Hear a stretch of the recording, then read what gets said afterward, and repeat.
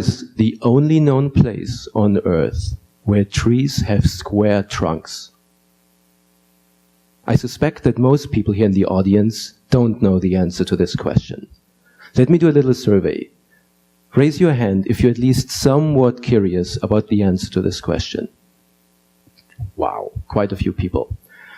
So let's analyze your thoughts for a little bit. Yes, I'm a psychologist.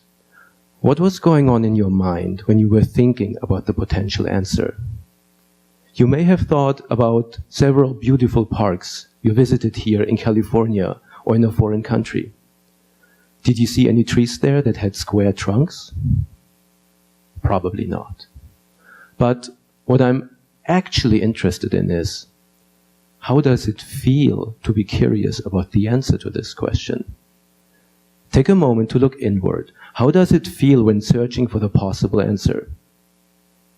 It might really bug you that you don't know the answer now. It's this little gap in your knowledge, and you have this urge to fill it. It's a little bit like an itch that you really need to scratch. It could also create a positive feeling. It excites you, and it's fun to think and to figure out what the answer might be. Maybe you itch to rip your phone out of your pocket right now to look up the answer. Maybe some of you have already.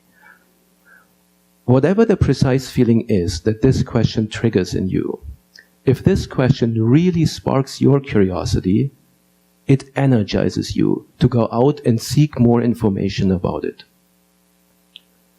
If you think of it, curiosity is an important factor in our lives all the time. Let's take a look at education. If we are bored in a specific class in school, we all know learning is very difficult. But if a teacher inspires a student's curiosity, learning is so much easier. Why is that? Current research, however, does indeed suggest that it's not only intelligence that predicts academic achievement, it's also our intellectual curiosity that predicts success in school. As you can see on the right, the more curious somebody was to see the answer to a question, the more their brain activity ramped up in both areas. Importantly, recent studies suggest that these areas are involved when we anticipate rewards, like money or food. So think of just picking up your paycheck or seeing a waiter carrying your dessert. What do these findings mean? Curiosity actually recruits the very same brain areas that are involved in tangible, extrinsic reward.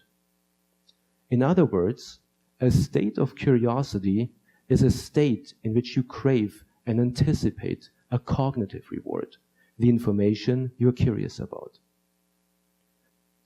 My professor back then claimed that motivation per se does not influence how well we learn information. It only helps us to sit down on our bottoms and to study. But is that really true? Or does simply being curious actually benefit learning? To test what a curious state does to learning, we added a little tweak to our experiment. In the learning phase, when participants were waiting to see the answer to a question, we showed them a random picture of a neutral face. Later on, during the memory test, we also tested their memory for these unrelated faces. As expected, when people were highly curious to find out an answer to a question, they were better at recalling the answer to that question. However, the surprising finding was to us that also the faces, once curiosity was aroused, the faces were also better remembered, that were completely unrelated to the trivia.